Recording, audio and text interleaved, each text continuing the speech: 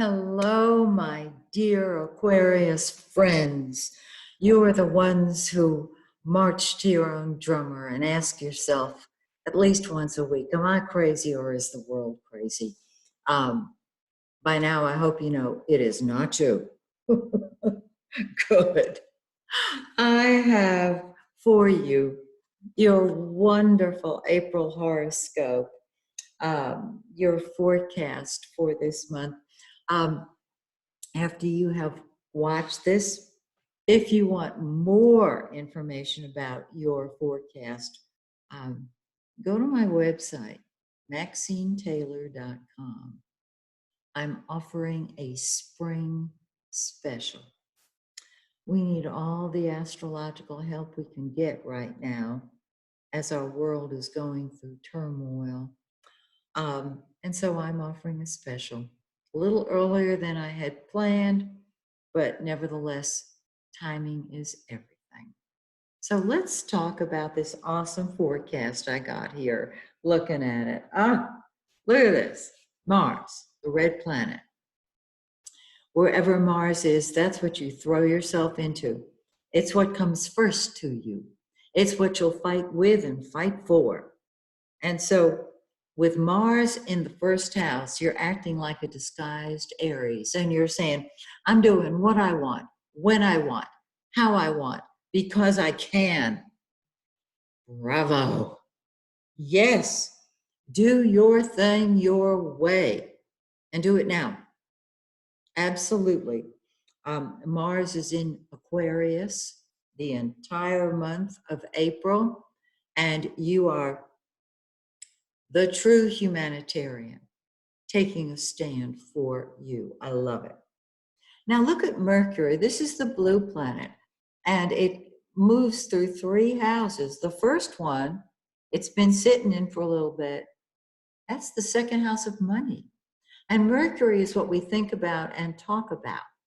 Well, if you think about it and talk about it, it grows. Whatever you put your attention on grows. And so your finances should be reflecting the fact that you are thinking about how to improve them. On the 11th, Mercury moves into the house that it rules, the third house of communication. And so you and correspondence and transportation, you're talking up a storm. You're thinking up new ideas. You're sharing them. You are so far ahead of your time. And it's very important that you recognize that you are a very inventive sign, and a lot of people don't get what you see. So you may have to dumb it down just a little bit. Okay? So you've got ideas. You're thinking about money, then you're sharing your ideas with people, which is beautiful.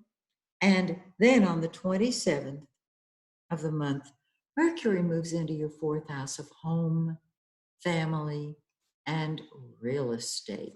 And this is a time where you're thinking about your family, maybe communicating with them, maybe going to visit them.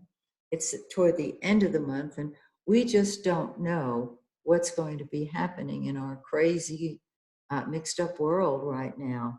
And so there can be more communication and even transportation to visit family members.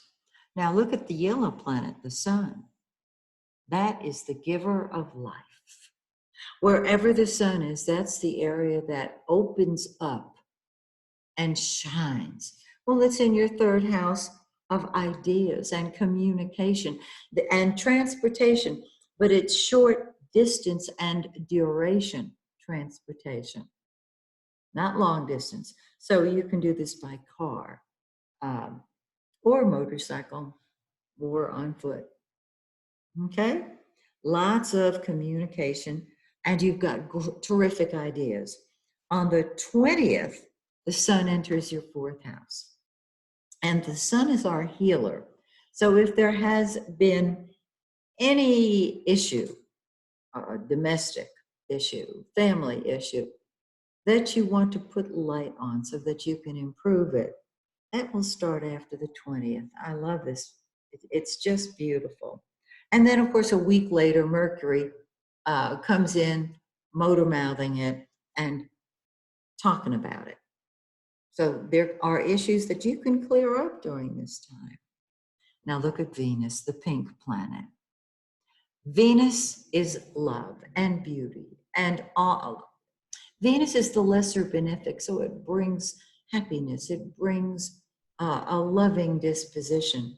It's been in your fourth house of home, family, and real estate. On the third, it moves into your fifth house. Now, the fifth house is fun and games. It's also children. And so you're going to want to play. You're going to want to enjoy yourself. If you have kids who are young enough so that you can combine your social life with theirs, so much the better. Because your children then will enjoy themselves because of you. Even without kids, this is the time after the third to party. Whether you do it online with a group, or if we are able to move about a little bit more with people, because Venus is going to be in that fifth house all month. So, party, a ball. Now, the full moon, that's when things come to a head, is on the 7th in your 9th house. And what this does, the 9th house is our higher mind. It's the big picture. It's, I spread my wings and soar, that kind of thing. And so what you're seeing is a much larger picture than the third house. Third house deals with ideas. The 9th house deals with concepts and principles. Third house is short distance, local travel. 9th house is long distance travel. It's an expansive house. You see the big picture on the full moon. It's terrific. I love it.